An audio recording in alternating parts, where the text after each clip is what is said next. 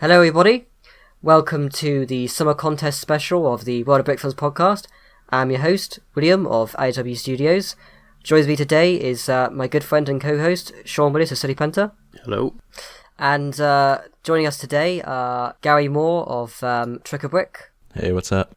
Yeah, welcome back. Thank you, yeah. And also joining us is Shawarma Studios. Yeah. Thanks for having me. Right. Yeah, so congratulations, guys, for coming first and second place in the contest. Yeah, Thank you. Yeah, both fantastic entries. So yeah, good job, guys. Yeah. I'll start off with the kind of like the usual kind of interview segment, and Shawarma, when did you start brick filming? I believe it was around 2014, probably. I know I have an uncle who kind of got into it in the mid-2000s, and he sort of introduced it for me. But I didn't really do anything with it until around when the Lego movie came out. I think I did some like little tests and things before then, but no real films until then. And how did you kind of like discover like the Brickfilms community and that kind of thing? It was the what's the book called? I believe it's called Brickflix. Oh yeah. Yeah, they had a bunch of links in there and things, and I went and Googled them, and that's how I found Bricks in Motion and everything. Yeah. That's cool to hear, because I haven't heard anyone else mention that yet, that they came from that book. Yeah. And actually, you mentioned your uncle did brick filming in the 2000s. Did he ever have anything online? I think he had one film online, but I was never able to find it, and I don't know if it was taken down or what. Oh, right. And do you know the name of it?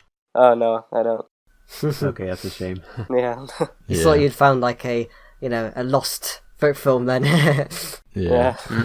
But yeah, so who are your biggest like inspirations? When I first started out, my biggest influence was Brotherhood Workshop, because I had a friend who watched a lot of him, and he sort of introduced me to him, and that's when I started watching like YouTuber brick filmers like that. But my taste kind of changed, and I was influenced a lot in probably around 2016 by Annoying Noises Productions and Rio Force and all those people.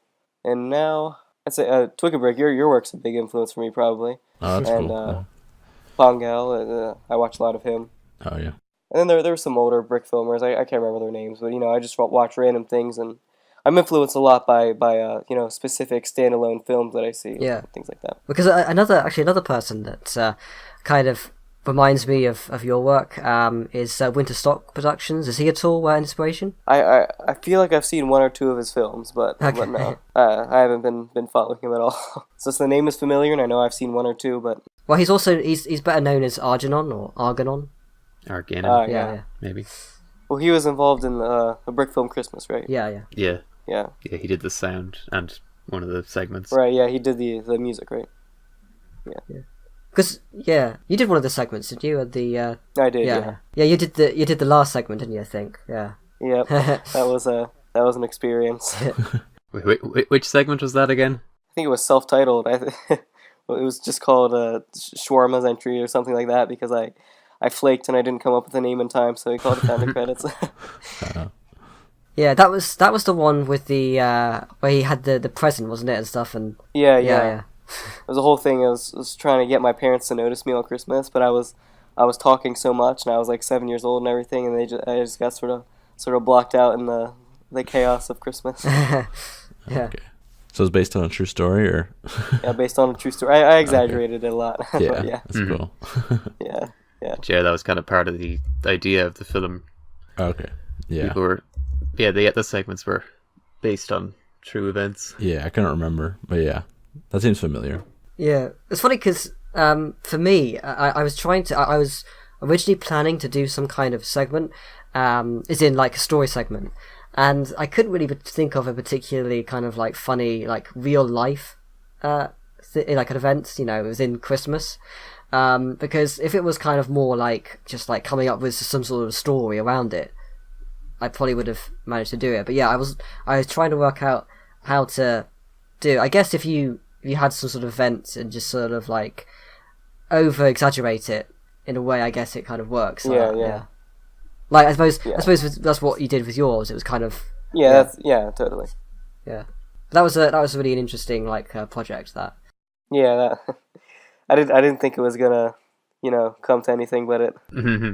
I was very cynical of it when when he first made the forum post, but yeah, a couple weeks later, I was as well. Yeah, yeah, I was like, might want to look into that. We were talking about that with him actually. That was my reaction to it. After a while, it was like, yeah, looks like something's actually happening here. Right, yeah. I've always been a big fan of your kind of films, and I really liked. I particularly liked your film Colorblind from last year. That was definitely interesting. Yeah, seeing you use kind of larger scale kind of characters and that kind of thing, and the giant head. Yeah. Because that's something that we'll probably be talking about more later on, but with the giant head and stuff, but but it's always interesting seeing like that kind of thing of using different scales, stuff like that. Yeah, I always found that interesting. I tried to incorporate things like that into my films a lot of times, the larger scales and things like that. Yeah, I was thinking really about the whole the theming of this contest. How do you feel when it comes to the contests which are more kind of based on the sort of technique rather than the actual narrative of a story? Because I always kind of struggle to really think of ideas a bit more, I think, with that. Well, yeah, I was trying to think of an idea actually for this contest, and eventually it got to the point where the deadline was so close that I decided I didn't want to rush an entry and then be burnt out because I wanted to continue the project I was already working on. But yeah, I had a hard time thinking of anything to do, and I think that with teams like this, I really like the idea of them, but they're harder for everyone. Yeah. And so, you hear the theme and you think to yourself, oh, I can't wait to see what everyone comes up with. And then there's, less entries than a more story-based theme, or else the technical team isn't really used as extensively as you hoped it would be. So it's it works better in theory, I guess. That's what I'm trying to say. Yeah. Yeah, it's interesting because I think Chris Wynn was talking about how there's he was talking about themes for contests, and the more specific they are, I think it's kind of easier to make an entry for that. But the more kind of homogenous the entries will end up being, they'll all be kind of similar if the theme is too specific. And then if it's more broad, then the theme is kind of more it's less friendly feeling. It feels like it's more intimidating to try to enter it because it's I don't know what to make for it because it's just so broad. Yeah. But so you kind of have to find a balancing act between that. And I didn't really know what to make for this video either. For this contest, I mean. But I feel like yours was one of the strongest in terms of incorporating different techniques and stuff. I mean, I was really interested. I think you said in chat once about possibly doing an idea and you wanting to make a film just so that you can kind of pull off this wave effect. Yeah. And I think you really put it off really well, and I think it was really interesting in a technical, all the technical aspects of the film are unique, and I think that's what they were looking for. I felt the same way with Shawarma. I think what you did, the different techniques and stuff of your film and the visuals and stuff. I think that is kind of what they were looking for. For this contest, and it's I think there are some that take the theme too literally. I think there were a couple like that where you take the theme as if it was more of a kind of based on the story, it's making a movie kind of thing. Well, I mean, making a movie does involve all that sort of movie magic, so you could make a film using it as the story element, but it would also incorporate different techniques, the entry break was one of those. Yeah, I like that one. Where it was about making a movie, but at the same time, while they're making the movie, they're using the visual techniques. Yeah, I feel like this contest, and also I felt the same way with Sight and Sound in 2016. I think it's very difficult to kind of work out exactly what they're looking for. At least that's how I felt. I think, with Sight and Sound again, it was kind of I'm so used to seeing them sort of have themes which are more based on the story that it kind of makes it more difficult to work out what to do. And I think for my entry, I only had was sort of running out of time. Really, I really didn't think I was going to end up making an entry in the end, but I think I decided that my like approach to the theme was to be more like taking aspects which maybe I've done already, like technical aspects, but trying to do them the best I could, and try and make it like an overall polished film. I think really that's what I ended up going for, and I hope that kind of showed. But yeah, well, I mean, it turned out great. I mean, especially I agree. I can't imagine animating the minifig interacting with the normal objects and things. It's just it sounds like a nightmare. Yeah, yeah.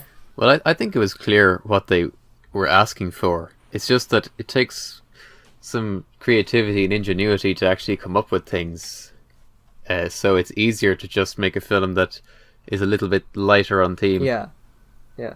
You know, like not everyone can just easily think about some new technique to incorporate. It's kind of a tall order, really. Right. Yeah. Yeah.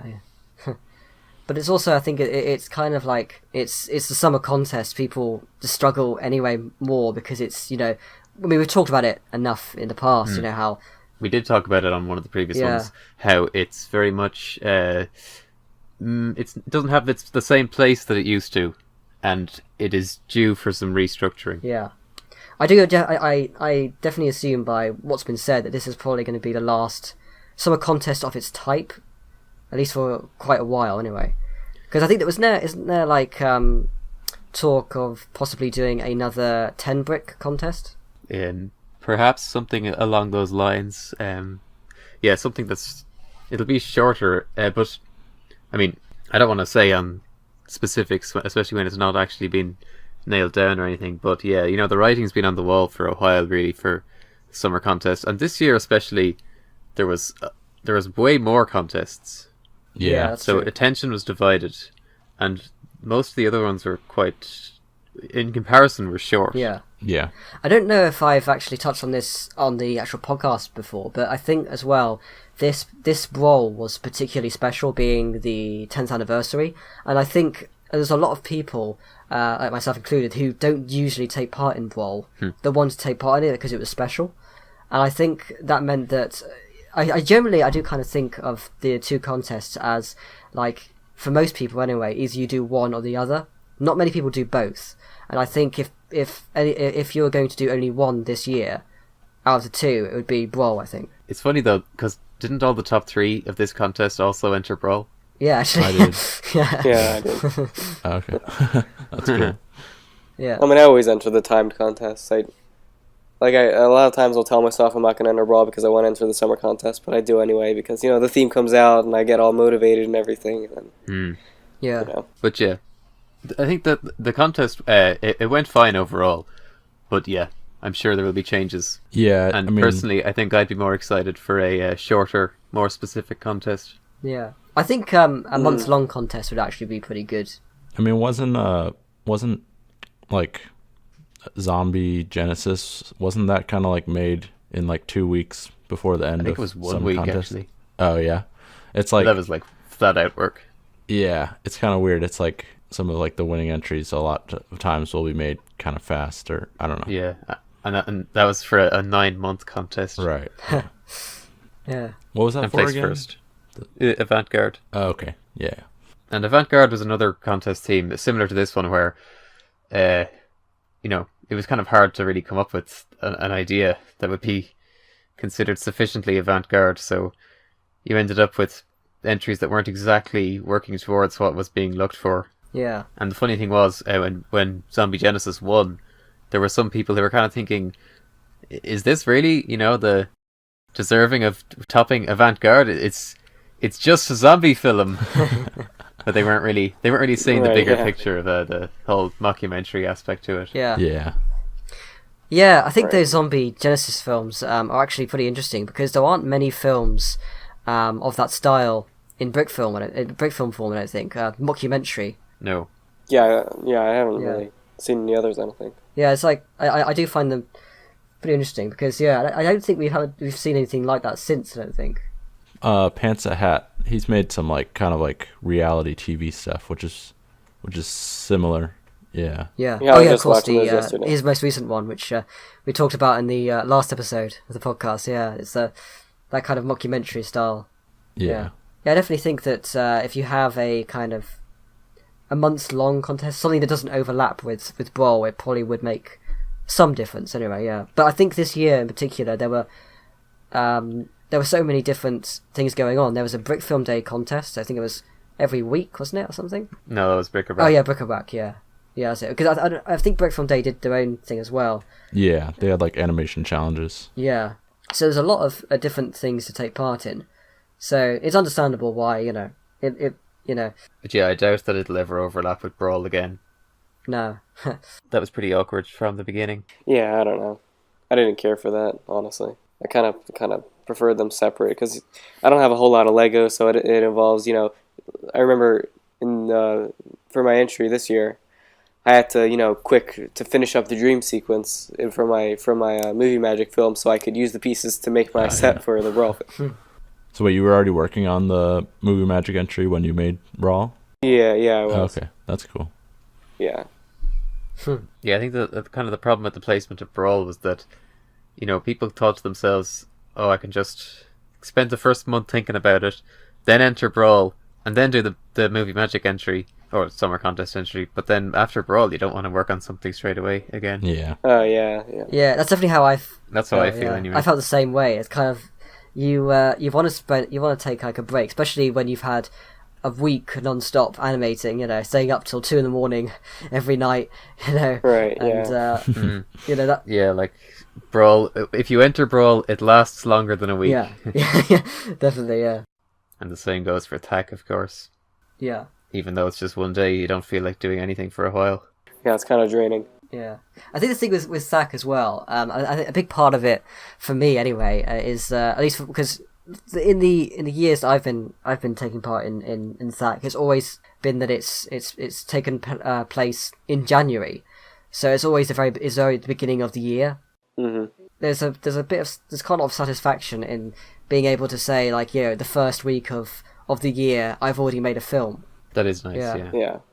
And I mean, if you do THAC and Brawl, that's already 2 films you have in a year in such small time limits, you know what I mean? Yeah. So it's like, you've already got one that you made in a day and then another one that you made in a week, and there's, 2 solid films that you have already, besides your personal projects and then, any other contests you enter. Yeah. But the funny thing is that with Brawl is that even though you've got, 7 times the amount of time, you don't feel like you have much more time. You're always continuing to work on it, and it still feels pretty much the same as Stack in the end. Yeah, I feel like you adjust your productivity to the amount of time. Yeah, but I do think that Brawl gives you just enough time to make a complete film. Yeah. Whereas Attack film is always going to feel like a Attack film. Yeah. Right. Yeah, I feel like, I don't know, a lot of my recent like Brawl entries, I've kind of felt like they had more like Thack-ish stories, because I just like, I don't know, I spent a lot of time on like the technical stuff. I think since I got a DSLR, it's kind of slowed it down a little bit, and like, I don't know, sometimes I'll have other stuff to work on also during the week. So like back then I used to be able to just kind of spend the whole week on it, but I don't know, not really. That is so a much problem anymore. with getting too good. Once you're too good, then it's harder to do something quickly. Yeah. You want it to, I don't know, you want to do like color correction, you want to do other stuff that usually you didn't do. Yeah. I mean, the thing is with you, I always feel like you have you've got such a high standard because like your films are so good that I think that it must be hard for you, like having to continue staying at that standard, because the amount of work you have put in your previous work, you don't want it to feel as though you're you're stepped down from what you previously did.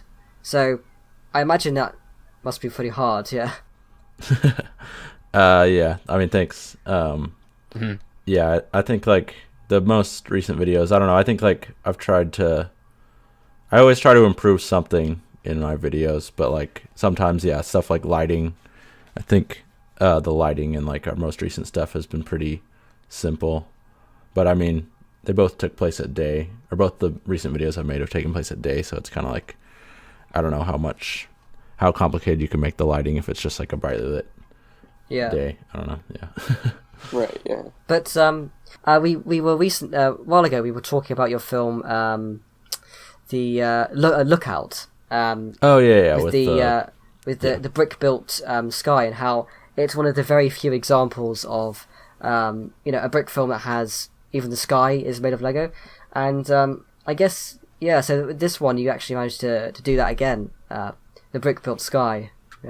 Yeah, it was a lot simpler though. I think actually listening, I don't remember when that podcast came out, but I remember listening to the one with Forlorn Creature, and I think it reminded me of how we did that in Lookout, and I was like, oh, I should do that again. But, yeah. Yeah.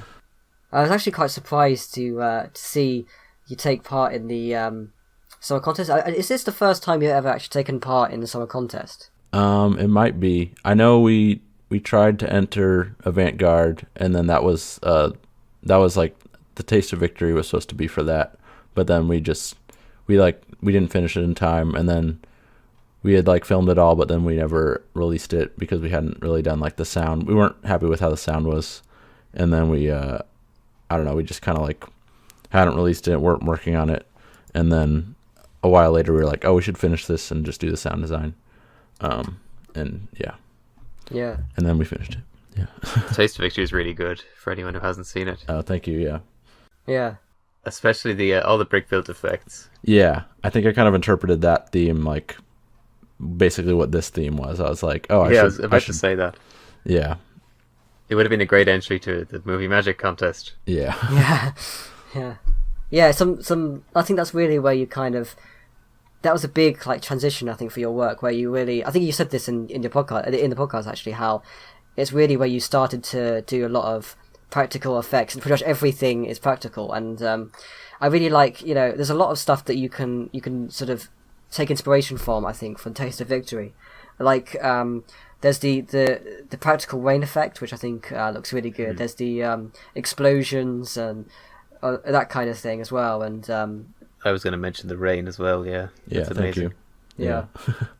Yeah, I am considering now, like, because in the past I have actually used the digital rain effect, but I am sort of starting to think maybe I should at least give it a shot with doing the practical effects, because it's surprising how like effective that look is.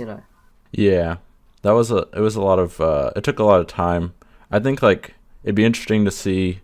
And we'll get into this when we talk about Mr. Classified. But there was a scene in that where they did some, like, it almost looked like an overlay effect, but it was like a brick-built overlay effect for rain. And I thought that was pretty cool. It'd be cool to see more stuff like that. Yeah, that was my favorite shot in the movie. Yeah, it was cool. Yeah.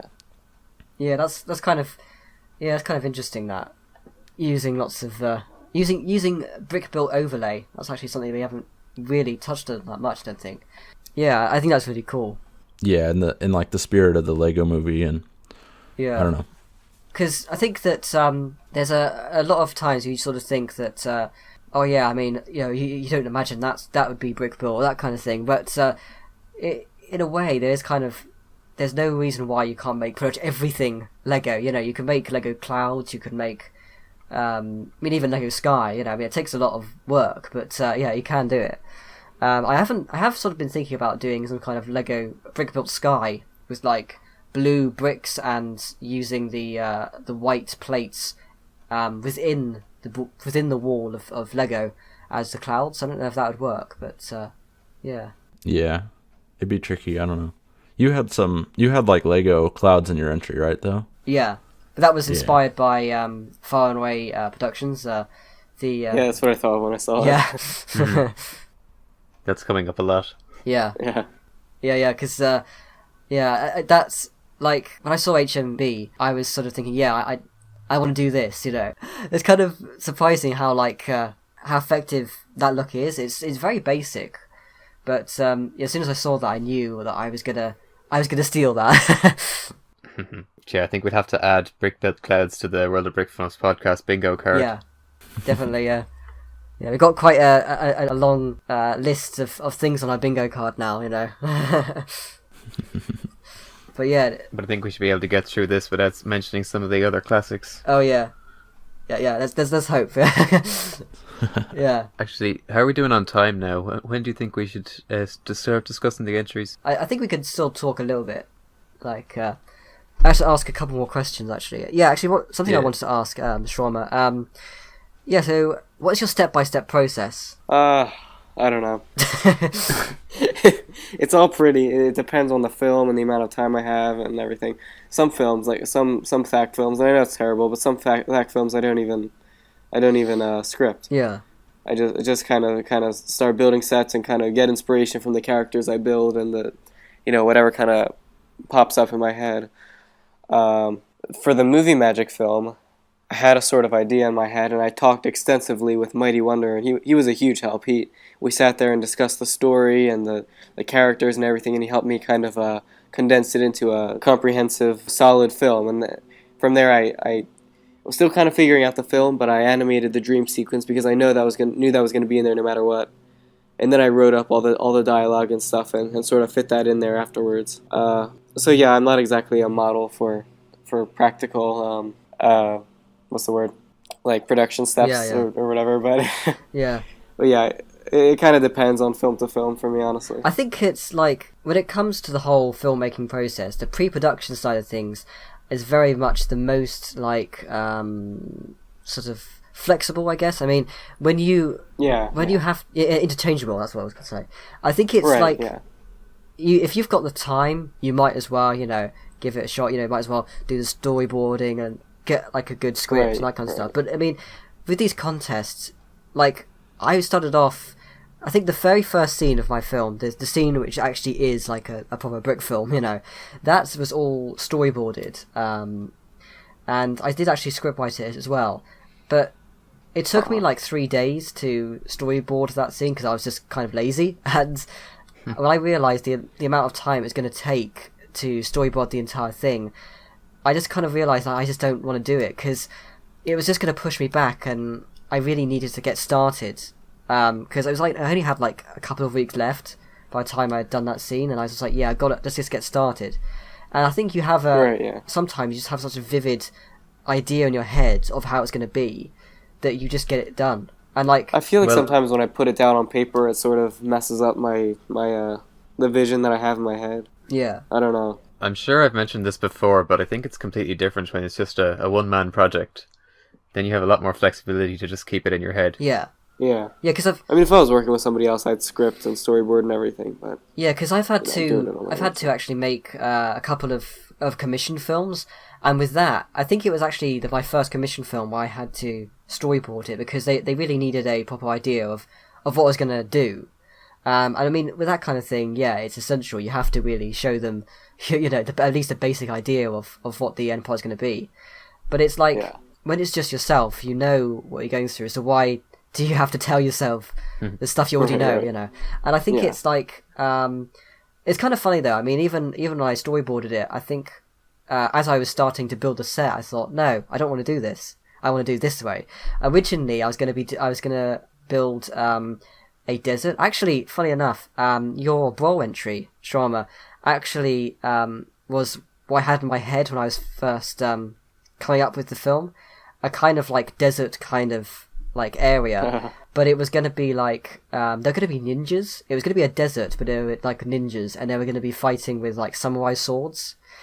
But I felt like that's funny. That kind of thing has already been done quite a lot, like Ninjago kind of style. So I thought, let's do something a bit different. And suddenly in my mind, I suddenly had this idea of it being Spain, sort of like the Wanda area, I think it's called, with the iconic like bridge and the town that's on the edge of a cliff, that kind of thing. And suddenly I just had this idea. I think a lot of the like the brick built mountains, I got the idea from I think a couple of TwickABrick's work, like the front, and I think partly I think the look, like the colour of the film was partly inspired by Fusillade and that kind of thing. It's kind of funny how a lot of the ideas though, it was just like they came to me as I was building the set. I was like, I don't want to build this. I want to build it this way and make it a completely different thing. So yeah, you look at the storyboards. I look at the storyboards. It's nothing like the end product at all. It's funny. Yeah, writing is like a weird process for me. I feel like I don't really know much. Like I don't have like a set process because a lot of times I just feel kind of stuck. And yeah, I think like building with Legos and like I don't know, just doing whatever. Like I think drawing for me actually helps a lot with like kind of coming up with ideas. I don't know. It's like you kind of just have to do whatever feel like as long as you're like still like thinking about the idea and kind of thinking about how you can develop it. I don't know. Yeah. I mean, I don't want to at all like derail the idea of storyboards because I think it is definitely a good thing to do, especially if you have the time. Like if it's your own project, which you've got like plenty of time to do it. It's not a deadline or anything. You might as well do it at least for a couple of the scenes. I mean, I find it very useful for particular scenes. If it's just a couple of people talking, then I think you probably be able to get away without the storyboard. But it's a good definitely. habit to get into, and I think a lot of people are put off it by like, oh, I can't draw, but it really doesn't matter. You can make stick figures. It's just for you. So it's kind of yeah. I mean, I think the only reason I wrote the dialogue anyway was for my voice actors. Yeah. Well, I guess a benefit of storyboarding a film that's your own one-man project would be if you were to imagine all the individual camera shots, how you would like them to be before you actually have a set and a camera to accommodate, then you might be able to, improve your cinematography.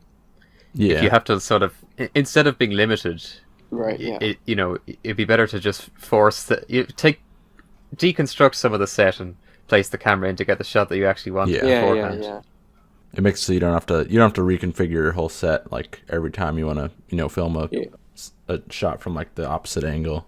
Right, yeah. that's true. Because that's definitely something like this film in particular, Cut and Run. It's definitely the type of film that I would have storyboarded in any other situation other than because I didn't have to worry about the sets at all. It meant that I just didn't need to do storyboards. I could shoot it however I wanted to, and that was definitely, I think, when I had the most fun with the project, was just knowing that I could film it from the back, I could film it from the front, and never have to worry about the size of the set because the house is the set. That definitely gave me a lot of freedom in just what I had to do, because generally I think it's almost impossible to do a scene like that without storyboards. Like, I've done a couple of action scenes, and it's just like, I just couldn't imagine, not storyboarding it. Like, I think the storyboards were helpful for the scene I did do that was conventional, like brick film, because the type of shots, it's definitely difficult, because especially when you're doing like fight scenes where you have to have quick cuts, cutting from one side to the other. You really need to make it visually interesting. You need to make it kind of like cut to different places. So storyboards are definitely helpful for that kind of thing. But it must have been nice to be making a brick film and the camera wasn't as tall as the set. Yeah. It was a lot of fun. Yeah. I don't know. It's kind of funny. Like I was really, one of the biggest things I was worried about was just the whole like thing of, the light flicker, and that was one of the things. Like I'd watched like Namchild's stuff, and I was like, how does he manage to animate all of this without like so much light flicker? And it's kind of amazing how I really was worried. Like I can't. It's not going to turn out as good as it is in my head because it's just going to have loads of light flicker. But I managed to. Well, I mean, my bedroom is dark anyway because I animate in here anyway, so it's got like blinds and stuff. So it is naturally dark. So I didn't have any problems there. And also going into the other bedroom again, I closed the curtains. It was quite cloudy. It was luckily I think I picked days that were it was like it was just cloudier anyway. And then the day I was about to shoot the scene with the door, it decided decided like, oh yeah, Sunday was going to be sunny and it was going to be really bright. And I think by that point it was like in the afternoon. And I was like, okay, well I'm gonna have to wait until tomorrow then. And I think it was forecast to be sunny the following day, so I got up extra early. I managed to shoot it before the sun like went over, and and I was really amazed. I was really surprised that there was like no light flicker at all. So yeah, I was wondering about that actually, because I would assume if it's really sunny out, then there would be light flicker because the sun's constantly moving. But I assumed it would have been kind of cloudy because that kind of diffuses the light. Yeah. Yeah, because I think when it's cloudy, there's well, the biggest problem you're going to face when it's sunny is the clouds that are there, because it's going to, if the sun goes over the cloud, then that makes it darker and then it goes bright again. Right, so yeah. that's the type of thing that really causes a lot of problem, and that would look terrible in a film. Right, of course. Yeah. But funny, because the last shot I did in the entire film was him. Is when he's about to crash into the door, and you get the shot of him like looking scared. And by that point, the sun was starting to shine. It was like, I think it was around 12 o'clock. So I ended up. I'll probably release some behind the scenes footage, but I built like basically I had the camera on a tripod, and I built like Lego around it so that I could attach the vehicle to the camera, and then behind the camera I got a couple of like larger Lego plates to diffuse the light, so you didn't get too much of the light, because otherwise it was just too bright. So I think I managed to shoot it all just in time, pretty much. Yeah. But since we're getting into this, I think we should quickly head back to the start and start from number 5. Yeah. And start talking about the entries Yeah, now. I was talking too much about my own. Yeah. Okay. So we'll start with the fifth entry, which is Mr. Classified, the Red Fox by Joshua Nelson. Kudos for managing to put together a 30-minute film. You know, that's a big achievement, anyway. But Definitely. You know, with that being said as well, I think it was comprehensible. You could understand the story, and I think I think it's good. So I'll try and sort of explain the plot. Basically there's this this thing that like a load of people are searching for called the Red Fox, and that's like the object people are sort of and you follow this guy who it's interestingly how they kind of visualized it. Basically he's static. His face and his hands are completely like static. You can't see his face, and basically you're kind of seeing that through his eyes. I think basically it means that like he can't. I don't know. It's a bit hard to explain. It's just it's like he doesn't know what his identity is. Like he doesn't know who he is. Yeah. Like what his name is or anything about himself or what he looks like. His eyes have been modified so that he's unable to see himself. Yeah. And his memory altered as well. Yes, I thought that was kind of an interesting. That part of it was intriguing. Yeah, and I thought it was interesting way to visualize it, seeing it through his perspective, because as far as I'm aware, everybody else sees him just as a normal person. But you see him as he sees himself, which that was a very interesting element of the film. And there are some interesting things going on like that, and I think I'm not alone in having the experience of seeing this one in the playlist and thinking, oh my god, a half-hour entry, and then I watched it and I came away from thinking, oh hey, actually that was well done, good story. The lighting was actually also really good. Like all the shots were like the lighting and the sets. I felt like they were all really, really well done. Yeah. Well, I think the first thought that came to my mind was that it being like, with the deadline and being 30 minutes long, it was not going to be a particularly well-made film. And I was actually surprised by how kind of well-made it was, And there's a lot of elements I really like about it. I think the story actually is actually one of the best elements of the film. It's kind of it's an engaging story, which being a long film is definitely a good thing. I was actually intrigued to see how the story went along. I think it actually flowed quite well. I really thought that it was just going to go on for too long. I felt anyway that the story managed to flow in a way that it didn't feel like it was half an hour long. I was quite surprised by how quickly it went by, really. It didn't feel like it was 30 minutes, Yeah, I think it didn't feel like 30 minutes either, but at the same time I do think he probably could have done to shorten it in any way possible. Yeah, there were some awkward pauses where it seemed like they could have just done one more pass where they made sure they cut out anything that was any pauses that just went on too long. Yeah, I feel like there were pauses in between dialogue that could have been shortened. Yeah. And that would have brought down the length a lot. Actually, there's one thing that I only picked on because I watched this twice. I just watched it again for the podcast. But there's one thing that I found quite weird. I think it's like 5 minutes into the film, you're introduced to the cop character, and I just assumed by the way they shot it that it's the guy in the middle that is talking. But it turns out it's the guy that's sitting on the desk with the ball that's talking the entire time, and that kind of confused me because, I didn't pick up on that. The way it's shot, it looks as though the guy in the middle is talking. I just thought that was a bit weird. Yeah, the dialogue animation is kind of minimal also, which doesn't always help with that. Yeah, I kind of feel like. I mean, you can sort of understand that due to the length of the film, that it's, it has got that limitation. Not as much time can be put into the dialogue. But I think I feel like there could have been maybe a little bit more movement in the dialogue. Yeah. I think like there were consistently little touches throughout that I enjoyed, just like cinematography wise. Like there was like a practical split screen at one point where he's talking to somebody on the phone and the camera like moves over. That was really cool. I really liked that moment. I liked the rain shot, the like rain overlay. Like I said, that was my favorite shot in the movie. Yeah, there was some cool stuff in it.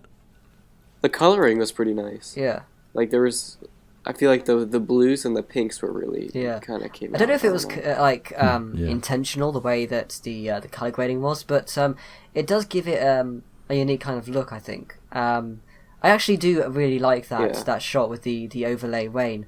The only thing that I kind of don't like about it is just that the animation is on a loop, and it's very obvious that it's on a loop. Like you can see like people moving the same way over and over again.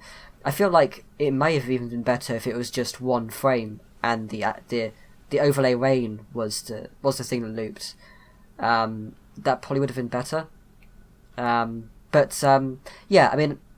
think it's a good shot anyway. My favourite part of the film though is actually the shots of the car when it's driving along. I think it's sort of like micro scale, and I think that came out really well. Yeah, I like that scene. I think that's a smart way to do a car chase. If you can pull it off right, it's like it works to just make the cars simpler. You don't have to build huge streets. Yeah. And, I don't know. Yeah, and also minifig scale cars are very awkward because they have to be so much wider than they're supposed to be. Yeah, I was actually looking at the design of the car itself, and I could see that they used those arch pieces for the back wheels, which I thought was kind of interesting. Yeah, the one nitpick I had about the car sequence was that when the pursuers were talking to each other, they're in cars that have the exact same design and shot from the exact same camera angle, so it was kind of jarring when suddenly it looked like the same shot, but now it had a different person driving. Right, yeah. So I think he could have changed the camera angle for each character. There's like a big black gap, right? There's like a gap in the video in the car chase, right, where you can't see anything. Yeah, basically, he mentioned in the comments that when he exported the video, for some reason it's those like 20 seconds just were missing. Okay. Yeah, it's a bit strange because I think something happens within that gap, and it's very unclear what happens. Yeah. Maybe he can make a director's cut. Yeah, that'd be cool. But one thing that struck me about this film is that it had like a lot of themes of romance, which is pretty unusual for Brickfilms. I noticed that. Yeah. Even though it's standard in like major films, but not so much brick filming. Yeah, there was a huge cast and like a lot of female characters, a lot of different. Well, I think a few of the female characters were voiced by the same person, but there was like I think there was 3 female voice actors. Yeah, 3 or 4. A lot for a brick film. For a brick film, definitely. Yeah. I liked how diverse it was. Like there was a car chase and a restaurant scene, and where there was like a scene in a warehouse or something, or like outside the restaurant or something. There was a freezer, Yeah, it was just there was a lot of different like types of shots and scenes, and like it's one thing to animate. Like a lot of times you'll find a brick film that's a whole lot of dialogue and not much else, or a brick film that's primarily action. But this one had a bunch of different, types of animation Yeah. themes kind of 'Cause I all think- rolled into one. Like a 30-minute brick film Yeah, would get very dull very quickly if it didn't have a variety of locations, and luckily Yeah. there was always something new. Yeah. Which meant that it kept it interesting. And I think generally the set design is actually pretty good. I like a lot of the details and stuff to the design of the stuff. Yeah, I was going to say the same. The variety in the scenarios surely kept it engaging for the 30 minutes. Yeah. Right, yeah. One thing that helps in it, it's not something you see in brick films very often because they're usually really short stories. It's like has a lot of parallel action where it's like there's one scene happening with these people, but then you cut over to these other people doing stuff, and like the way those scenes are like interwoven really keeps things interesting because you're kind of wondering like what's going on with the other people, and like that's not something you see very often in brick films, so it's cool to see. I think that's something you can do in a longer brick film. I think I liked how it had lots of different characters you were following. They're all trying to find this the red fox, which is kind of like the MacGuffin of the film, and I do like that kind of. I do like kind of films like that where it's like everybody's trying to find this one thing. I mean, again, a similar kind of thing I suppose is Grace, where they're all full of plots from the plots sort of like side of it. All these people trying to find this, searching for this MacGuffin or fighting for it. I think that's kind of interesting. I think. It's interesting to see a story like this in brick film form, because I think you really need like a long runtime in order to tell a story like this. Yeah, I thought it was actually like the concept. I didn't know some of the logic of the story was a little weird to me. Like I didn't really get why they didn't want the device to exist. Like I don't know. It seemed kind of weird how much they thought the device was like a bad thing, since it would heal every disease. But I liked like the idea about like identity and like what defines people. Like I think the final line of this movie is pretty cool. I won't spoil it, but yeah, I think the final line worked out pretty well. Yeah. Yeah, and I know I always have trouble ending films, so it's nice to see a strong final line. Yeah. I think that was should we head over to the next one? Yeah. Yeah, okay, so the fourth place was SuperDog by PlasticPointProductions. So, this is a particularly funny one. It's, I think it's kind of like, I suppose you would call it almost like a B movie, but in all the best ways, I think. It's Yeah. It was like intentionally cheesy, I think, at some parts. But I don't think it was intentional, but that's what makes it good. No, just like the whole idea of like SuperDog, like a hot dog man, just like Oh yeah, you know what I mean? Yeah, in the plot, I suppose it was intentional. Yeah, there's certainly a balance there. Yeah. I like how this one used the forced perspective, like in a way that I kind of really didn't think about. Like it's obvious that like you can build like miniatures with brick films, but like thinking of like trying to make a normal minifig look huge is like an idea that I didn't think about at all, and I really liked seeing that. Yeah, I particularly like that shot with, is he called the Lego Man or something? I think? Mr. Lego, yeah. Like, I like the shots where, it's quite close to him, and, he's in one side of the frame and stuff. I mean, I'm very into, like, how you frame, like, scenes and stuff, and I think that was really nicely framed. I like that, and he's like, making things move, and that kind of stuff, and yeah, I thought that was a really cool kind of visual element to it. It made him look imposing. And it wasn't jarring either. I feel like when you do things like that, a lot of times because the focus gets messed up, because the object closer is in focus, or the object that's far away, and you start to get a balance. It actually looked like connected. Yeah, definitely. And I think my favourite line in the film, and usually, quite often, you get like lines that like self-referential lines in films, and quite often it doesn't work. But I think in this case it did. I think they were. I'm trying to think how the line went now, but it was. It was like called the superheroes. Yeah, they're all copyrighted. I think partly it's the delivery. Yeah, I think, laughed at that. The way he delivered it was funny, but it reminds me of the the embodiment of adventure from last year, where he says so you're a spirit over. No, don't say it. Yeah. So Silly Penta, you voice acted in this, and there's the line where you're like, "We are devastated." Like that was kind of like, was that like, what was the direction for that line? There wasn't a whole lot of direction, but I recorded it Okay. in many different ways, and I thought that was funny. Yeah. I actually completely forgot that I'd voiced in this film when I was going through the playlist. So then when I heard my own voice, I was like, "Whoa, that was weird. That was me." Yeah, I thought the voice acting in this overall was actually really good. I liked a lot of the. Yeah. I liked. It helps the comedy definitely. a lot. Yeah. And I think that the whole visual of him shooting loads of sausages and stuff is just hot dogs is just really really funny. Yeah, and he like spins them and flies. Yeah. That's a funny scene. It's actually funny how because it reminds me a lot of Blambo Part 2, and that we actually talked about that in your episode of the podcast, TwickABrick. Yeah. But that whole sort of like over the top, like B movie, but in the best way kind of thing. And I know I love that kind of thing where they're clearly having so much fun, with it. Yeah, it's a very fun film. I think, even though it's not the best technically out of the contest, I think this one entertained me the it's most. funny. Yeah. Yeah, definitely. I think the main guy's voice acting really like sells it. I like when he's just like thinking about his superhero names, and he's like, "Hot man, no." He's like, I don't know. It's like Mr. Dog or something. I don't know. And then there's that joke where the kid comes home and he's like, "They handed out machetes to protect us from Mr. Lego at school," or something. I was like, "Oh, that joke is kind of too real."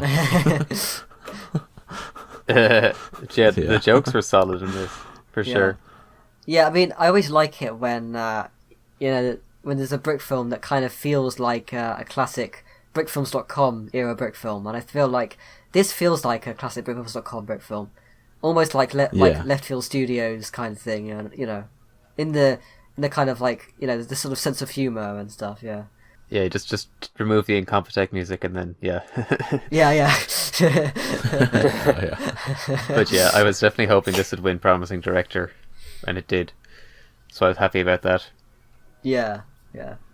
So hopefully we'll see more similar films in the future from the same creator. Yeah. Yeah.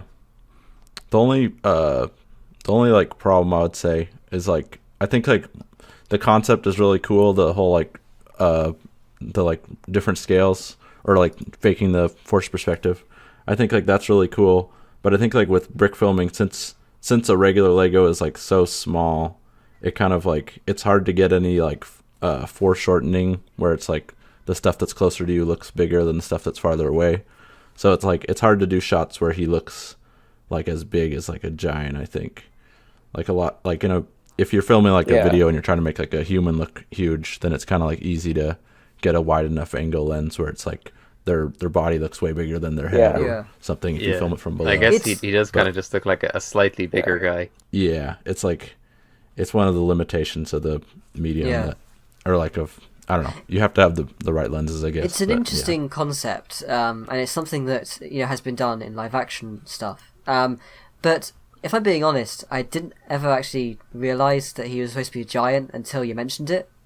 I didn't realise that was actually, part of the film. Actually, oh really? Yeah. I mean, he doesn't look that big, but I did definitely get that as soon as I saw it. Yeah, I did too. It took me a little bit though. Maybe I do actually. Maybe I've just forgotten. I mean, maybe I need to rewatch it. But yeah, I didn't sort of. I mean, at least in the first time I watched it, I didn't really come across to me as though he was supposed to be a giant. I just assumed that was just the way they shot the film, But yeah. Yeah, I think it works either way though, even if you don't notice it. So yeah. It's not much of a problem. Yeah. Yeah, I experimented with a lot of that forced perspective stuff when I was doing pre-production for my film, because I wanted to kind of incorporate it into the film and stuff. So I was trying out different things and making the character look like a giant and things like that. So it's definitely hard to do well. So yeah, definitely. He did a really good job. Yeah, I love the shots where he like throws the tanks, and I don't know. There's a few that really stand out that work really well. Yeah. So so head over to my one then. Yeah, I never like doing this sort of thing, introducing my own films. But yeah, so yeah, my entry was cut and run. So yeah, this was actually a lot of fun to put together. I think it was possibly the most fun I've had, like making a film. It was, I mean, I make a lot of more kind of like serious, like dramatic films. It was nice making something that was just fun. Right. And I was, again, as I was saying earlier, I sort of struggled to really manage to incorporate the movie magic kind of theme too much in the film. It was, for me, it was more about just trying to make this look as polished as I could. Actually, it's the first time I tried out helping hands, which I ended up using for the shots where he's running, like, on the desk, and he leaps onto the pole of the light. So I was really kind of like worried about how I was going to do it, because I mean, this is a whole new thing. I've never actually done this before, and it's something I've wanted to do for a long time now. I mean, I've always seen people using helping hands and that kind of thing. So it was nice to finally get to use that in a film, and I actually feel really happy with how that came out. I think it was probably at least some of my favourite shots in the film, especially the bit when he leaps. I think I was watching Forlorn Creatures tutorial on jumping in like a cartoony way, and I watched that I was watching that for each frame, and I was animating. It was really helpful watching it as I was doing it, to get the right kind of movement. Yeah, that was a lot of fun, and I was inspired by, as a lot of people mentioned, like Magic Portal and stuff, but the biggest inspiration for me was basically just like Nam Child's work just in general, because we've been talking about like Through the Hatch and that kind of thing in the past, and obviously the film that is actually in the film is The Duel, which again is like another one of my favourites of his, and I was just thinking about this whole idea of how you've got these films where people actually sacrifice Lego for films, like destroying them, getting like a penknife and just like cutting them in half and that kind of thing, and in some cases even like blowing them up.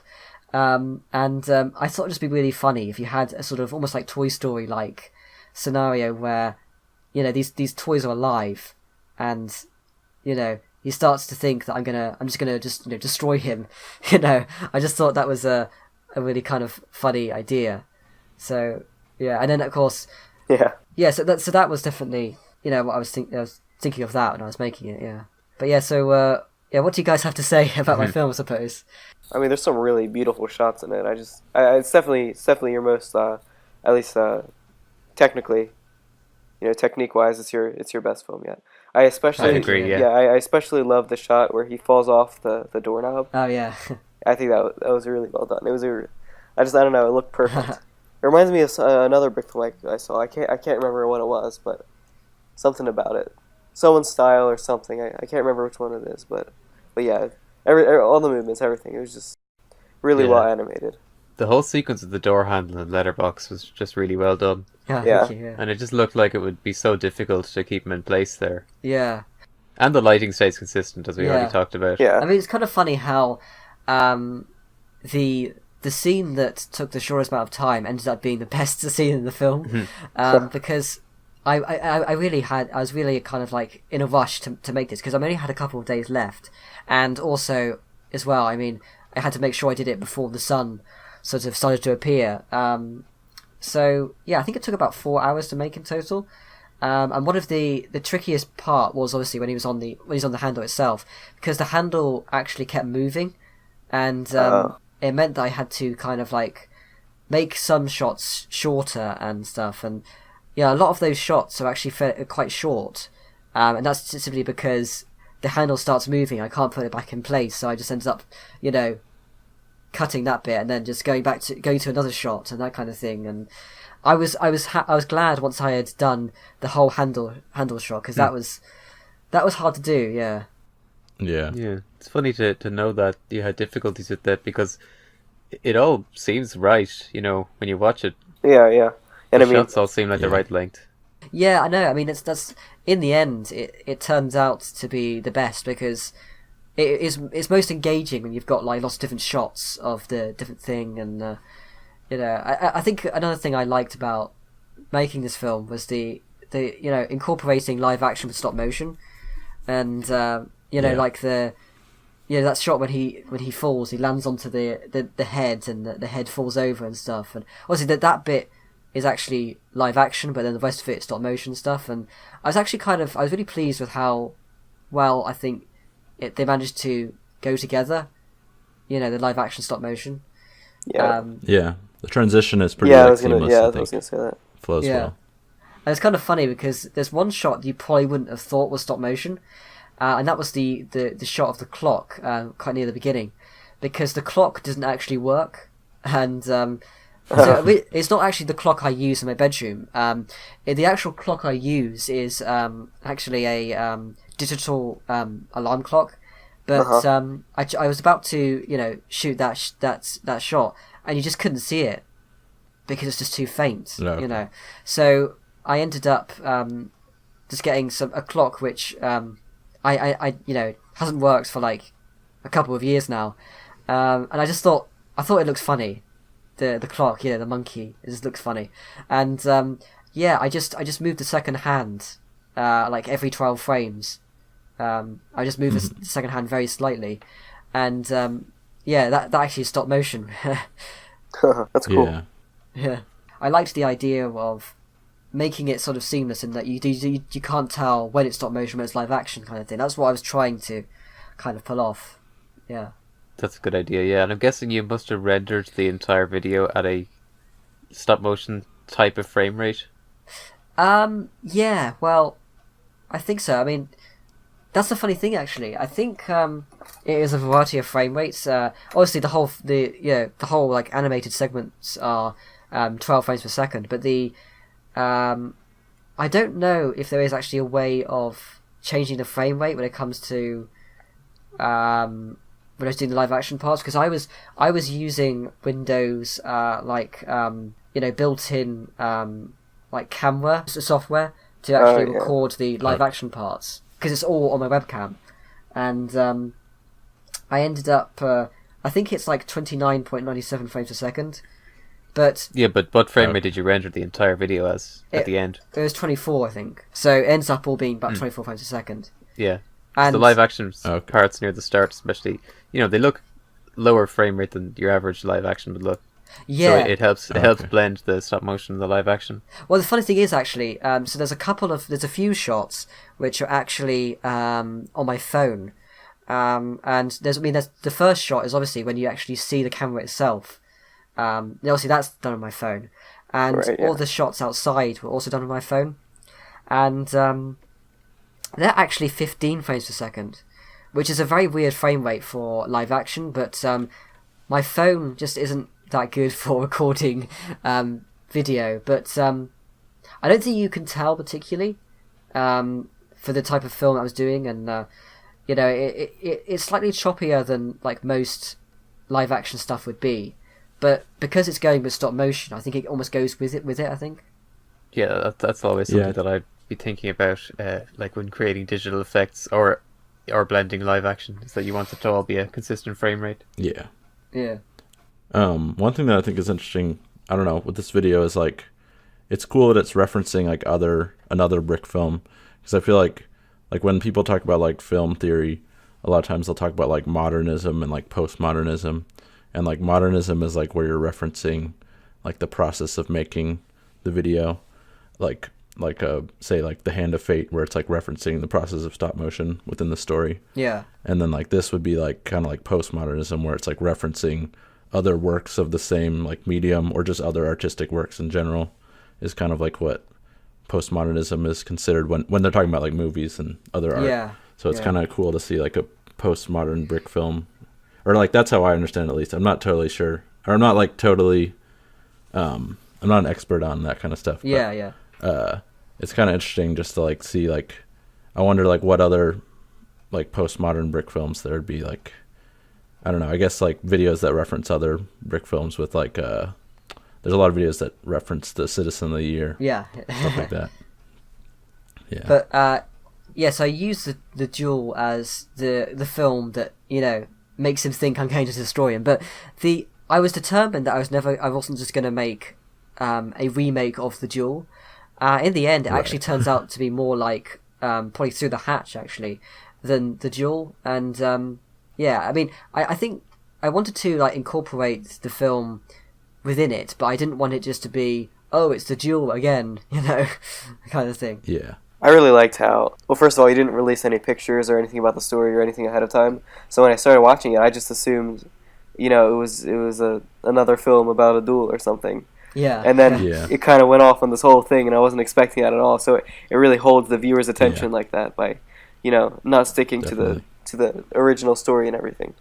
Yeah, it was a nice bait and switch to start it with just regular stop motion within a Lego set, and then suddenly they all stop moving, and then it cuts to the live action. Right, yeah, because I really was like determined that it was going to be like a big surprise. I didn't want to show I showed a couple of behind the scenes stuff, but it was only that one scene because I really didn't want to. I really wanted to keep it a secret, and so I kind of told everybody that it was going to just be this duel film, and all I said really was that it doesn't go the direction you expect it to. That's basically all I said.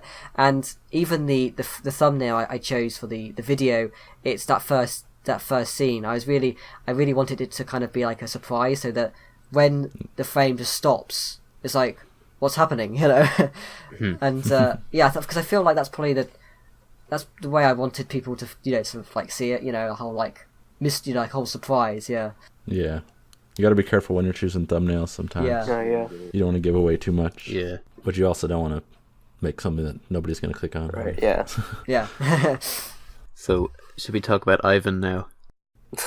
Yeah. So, Shawarma, do you want to introduce this one? Yeah, sure. So, it took about... I mean, I didn't start working on it until probably, through a few weeks into the contest. And like I said, I did extensive... pre-production kind of discussions with Mighty Wanderer, and he helped me a whole lot. He was a huge asset with this project. We kind of made the story, we kind of created it in this whole world and everything, and I started trying to create my whole thing. And I originally filmed the dream sequence because I knew I wanted to have that sequence in there, and then I kind of formed the whole story around this dream sequence that I had already shot. And that was actually the sequence I was trying to finish before Brawl. So I was actually kind of happy that it didn't turn out too rushed looking, because I only had a couple days to finish it, and so I had to kind of rush. But yeah, so I finished it 1 or 2 days before the contest ended. I thought I had 2 days less than I actually had, so I sort of picked up the pace, and then I realized that I had a whole other day. So I spent a lot of time, kind of nitpicking and messing with the sound design and the music and editing and making sure the credits were all aligned properly and everything like that. I think it shows. I think like I rewatched it last night, and I think it's like probably one of the most technically solid entries. Yeah, thank you. Yeah, for the contest. Yeah. I think it's definitely the best for sound design, that kind of thing. I think that was a big part of it. I mean, you put a lot of work into the post-production side of things, and I think it definitely showed. Thank you, yeah. You put a lot of effort into it, and I think, you really did pull it off. I think, there's a really great sort of sense of, like, atmosphere, and it's you have this really, like, kind of, like, mysterious, dark, kind of creepy kind of feel to it, and, I think it's really, really cool in that aspect. Thank you. Yeah. Really effective, yeah. And it was strong visually. Thank you. Yeah. Between the camera movement and the lighting. I was pretty happy with the camera movement. I normally have a kind of a hard time with that and stuff, but I think part of the reason the camera movement was pretty good in this one was because instead of doing separate shots, I sort of transition one shot into the other with camera movement, so it still seems like it's one shot, but it's two shots, but I shot it at the same time, so that the camera movement, transitions into the other camera movement pretty seamlessly. That's a good trick, yeah. That's cool. Yeah, I mean, normally what I do is I take, I'll do a shot and I'll export it, and then I'll do the next shot and stuff, but I think the one scene where I did that a lot was the one where he's standing on the edge of the cliff and he falls off. that was all shot. I think that was all shot in one take. So you mean like in your frame capture software, it's like you can still see the shot behind Right? it? Yeah, exactly. So that's Yeah, so you can like match. yeah. I the was able to movement. match the camera movement and everything. Oh, okay, that's cool. Yeah.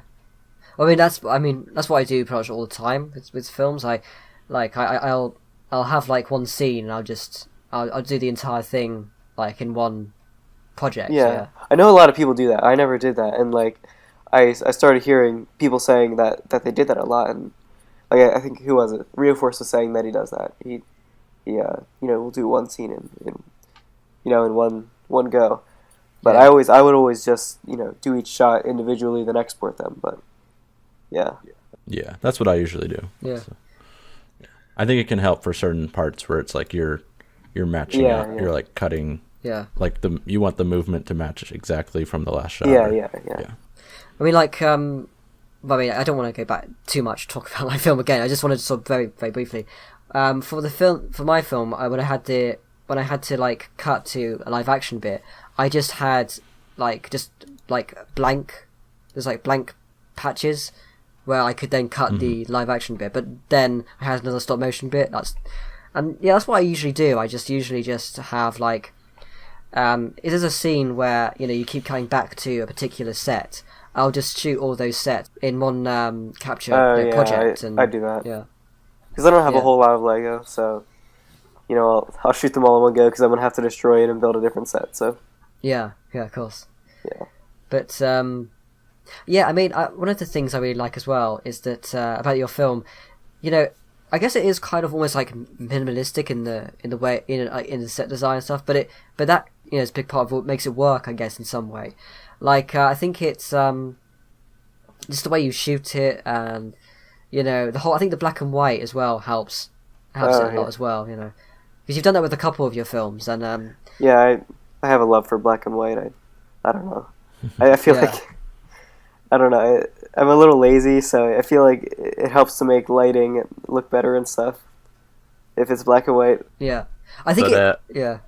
I feel like I have to say, like, I found this film engaging throughout as an atmospheric piece, but I have no idea what it's actually about. Oh yeah. Well, I mean, So I was wondering, how much are you willing to give away verbatim? it's kind of No, don't tell us. I'm just it's kidding. Go it's ahead. kind of about how the guy is starting to understand how the world is kind of a machine and he's being manipulated and everything like that. And basically, the idea behind it is that there were three layers of reality. There was the base layer of reality, which is the sort of tangible physical world around him, and then there was a second sort of layer of reality where he is the sort of the machine happens, where he's being manipulated and where he can see that. And then there's a third layer, which isn't really present in it a whole lot. I guess that's what's beyond the portal at the end, is where there's another layer of reality where he's free and he's beyond that and he's sort of broken the machine. And yeah, I don't know. It's kind of hard to put into words a lot of it. You kind of have to read my extensive backlogs with Mighty Wonder and I to sort of get all the... Yeah. Well, I think I'll have to rewatch it with that in mind. Had it not been for because you've got almost like one part of reality where he's explaining his dreams, and Right. had it because I mean the guy that he's talking to is strange, he has this big hair and Right, that yeah. kind of stuff. So already you're establishing that reality as well is bizarre and strange. Yeah. So I think it blends. Well, I think you're kind of. I suppose you're kind of experiencing it through his mind in a way that all reality, every reality, is bizarre.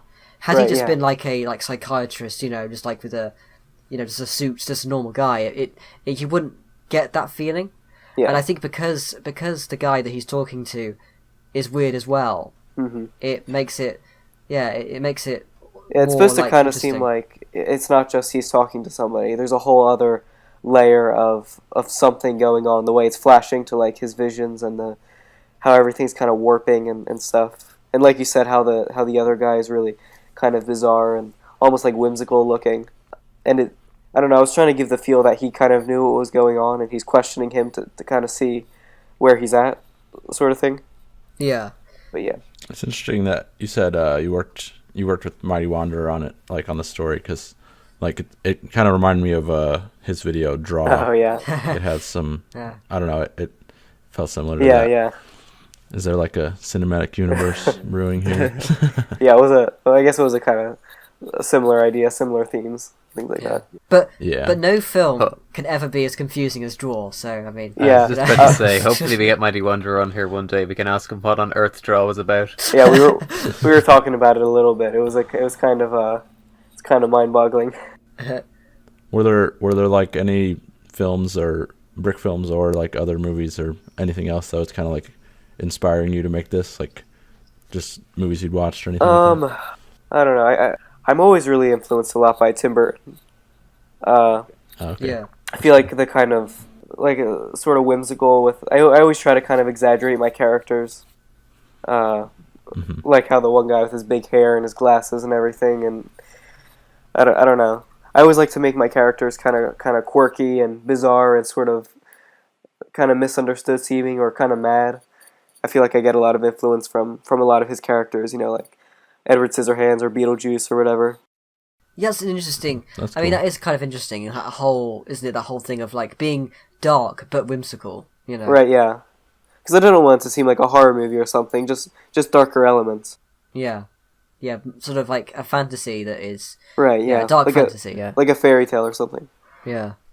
Yeah, I think like I didn't really understand like this story very well, but like I do think what I got out of it was kind of what I thought worked about it was like I didn't really get the door part, but I liked just like the idea that like, and I don't know if this is what you meant, but like that he's kind of starting to not trust even the guy he's talking to in the video. That was the impression I got. Yeah. But yeah, it was I interesting. mean, you could even kind of say, you could even interpret it as the guy that he's talking to may very well be the kind of the one that's like insane, or something. I don't know. I mean, it's open know. to interpretation. There were a lot of Yeah. things going through my head when I made that, and I mean, you can't really interpret it in just one way. But yeah, there were just a lot of different. The whole thing with the door, the portal at the end.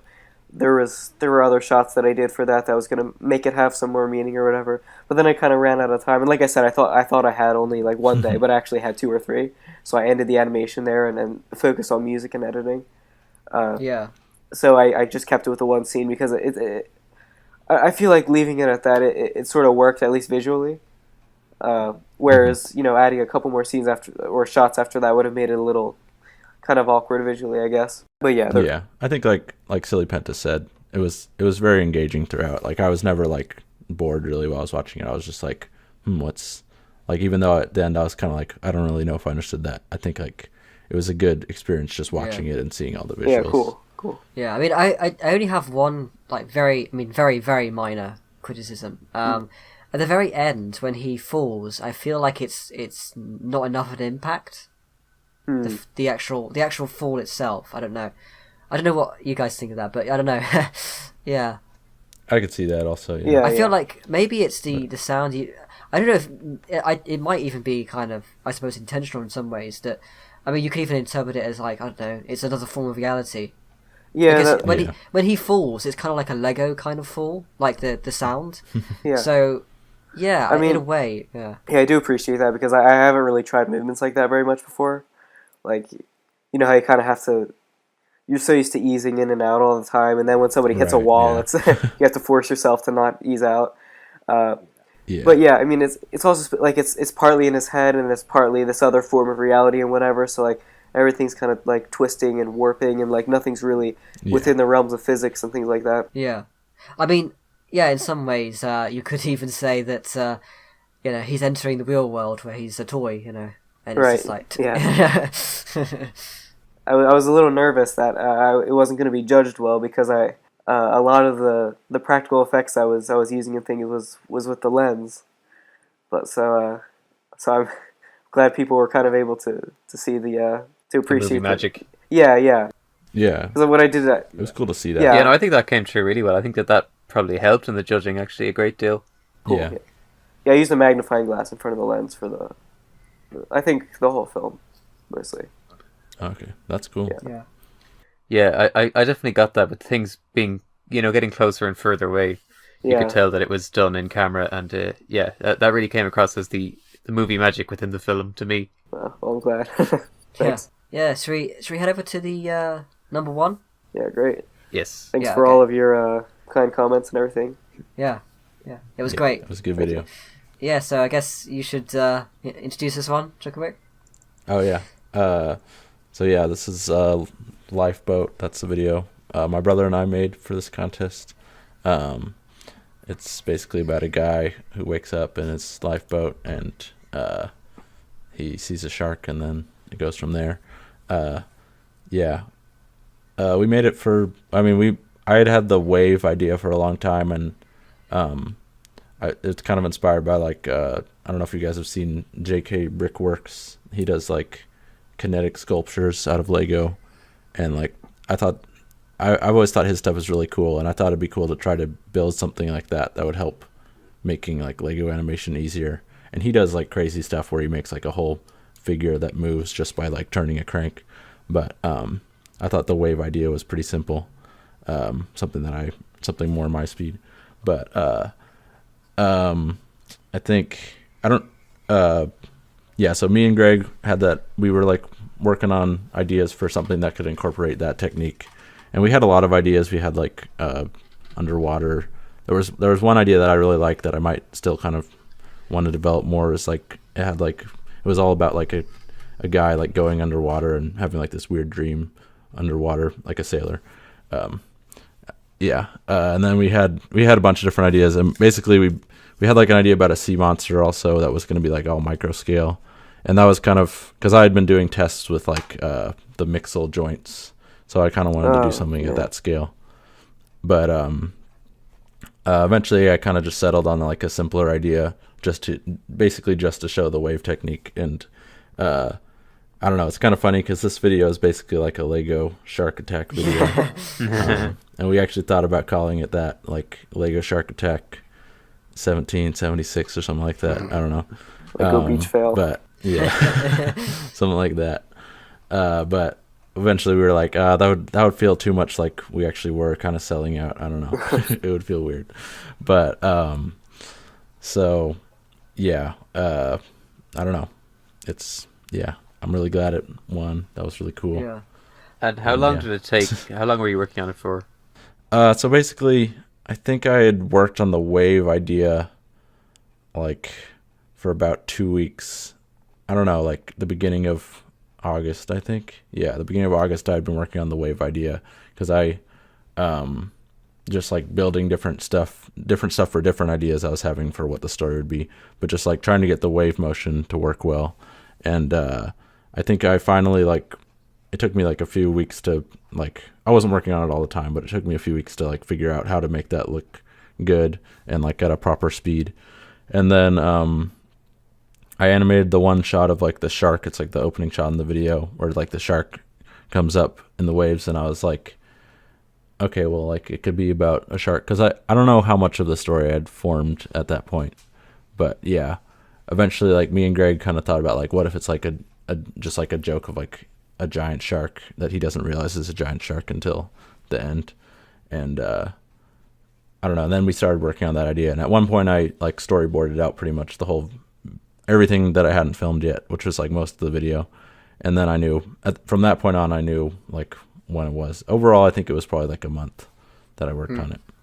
But or that we worked on it. Yeah, I think it's kind of I think it's one of the best entries for in the whole thing with the whole incorporation of the theme. Yeah, I think you did a really good job with it. I mean, the wave animation is fantastic, and I think the also the big when you get the close up of the face, the brick built face is also looks really good. And I think you really managed to incorporate the theme really well.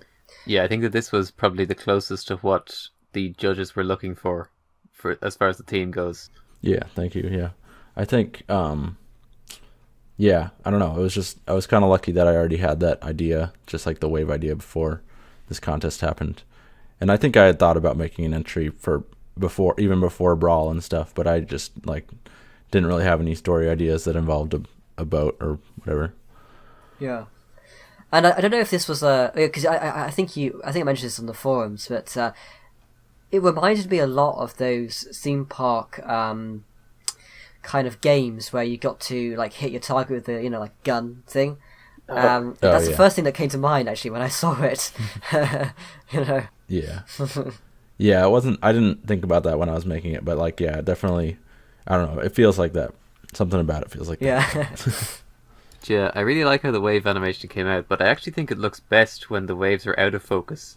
In the shots near the start, when the guy is lying down in the boat, it looks so good. Yeah, and I kind of adjusted it, like, the rig, I used different versions of the rig throughout the video. The one in the first shot is kind of weird, because it's kind of like, it has a different look, because it's like the waves in the back are raised up really high, but then like the last shot of the video, the last shot that I animated where the shark like eats him. Oh yeah, spoilers, I guess. That was like just a flat. All the waves were pretty much flat in that shot. So like, I don't know. It's kind of, I used some different techniques, and I don't know if you really noticed it, but yeah. Was there a lot of trial and error then when it came to actually constructing the whole system with the waves? Yeah, it was pretty tricky, like, because a lot of times when I would move the gear, like some of the waves in the back, the ones that were on like smaller gears wouldn't work. They wouldn't move like quite right, because their movement was a little bit more specific. So if they didn't move quite enough when I turned the gears, then I would have to kind of fiddle with them to make sure the movement was always fluid.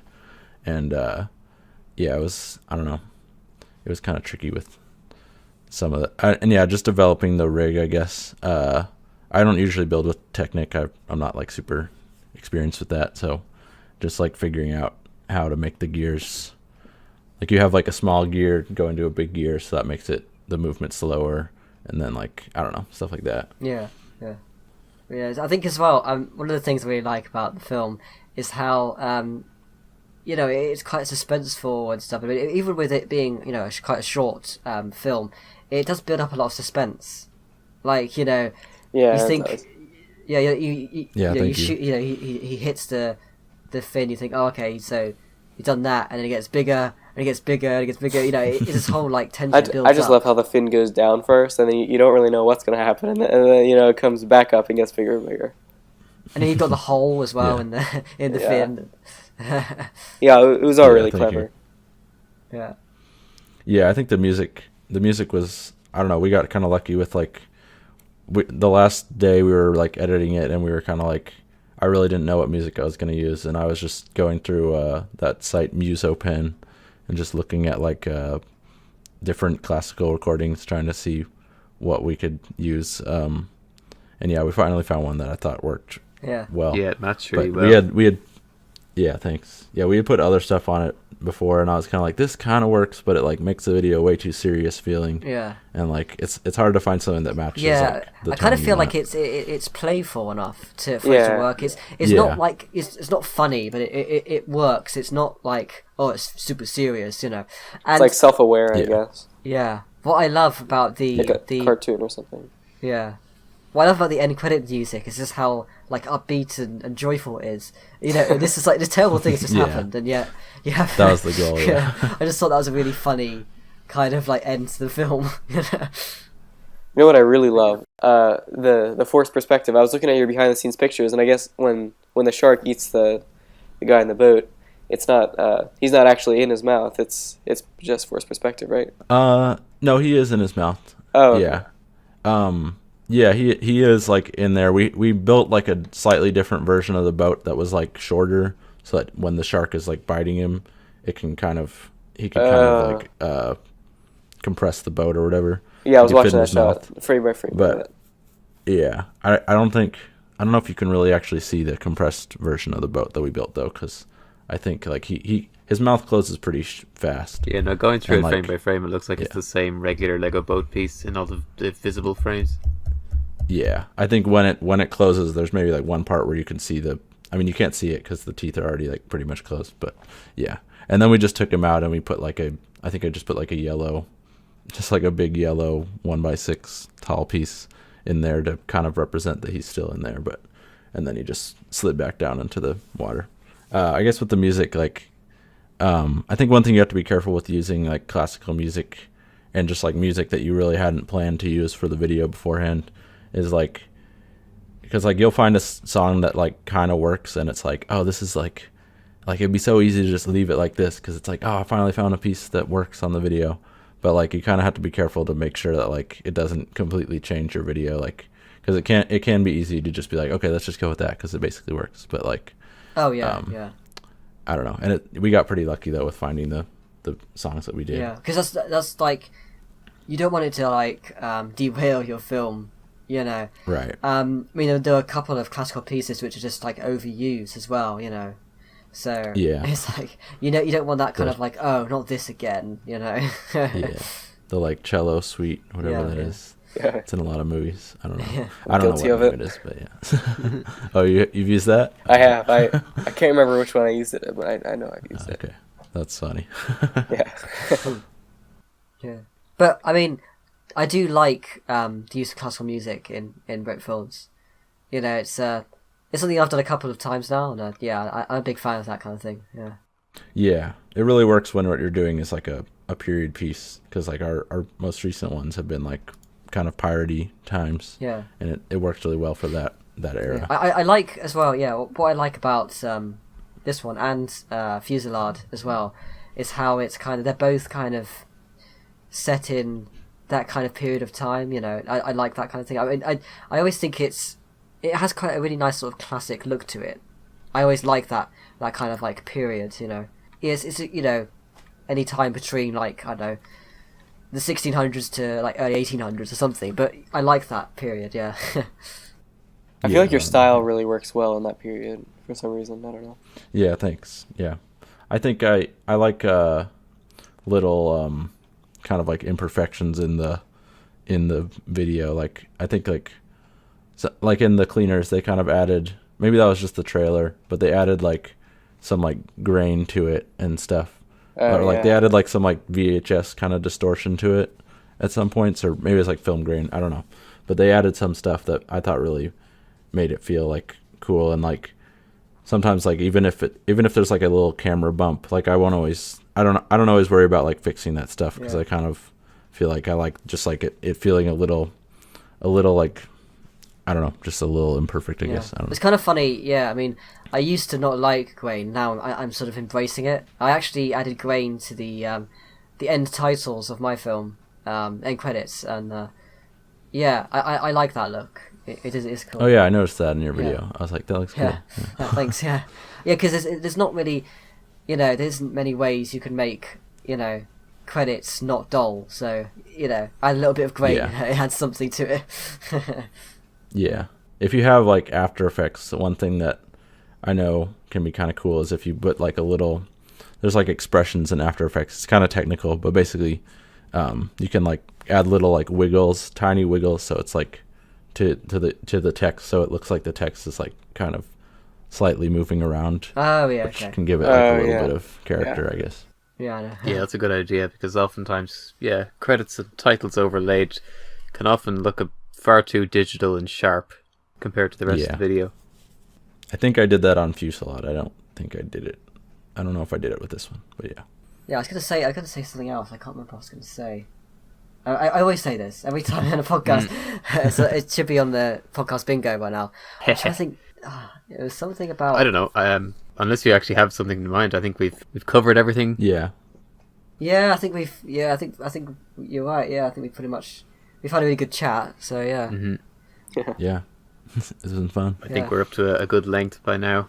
Yeah. So thank you guys for joining us. It's been a really good chat. I've enjoyed. Thanks for having me. Yeah.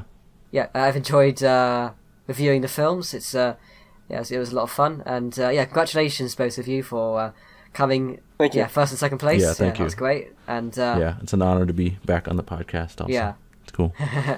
It's fun to have you again. Yeah, because I've wanted to, you know, I wanted to bring you back. You know, because you never got a chance to talk to Penta, so I thought, let's bring you back. Yeah. Yeah. So yeah. Thank you guys. Thank you. Yeah, thank you Yeah, both. thank you. Bye. See ya.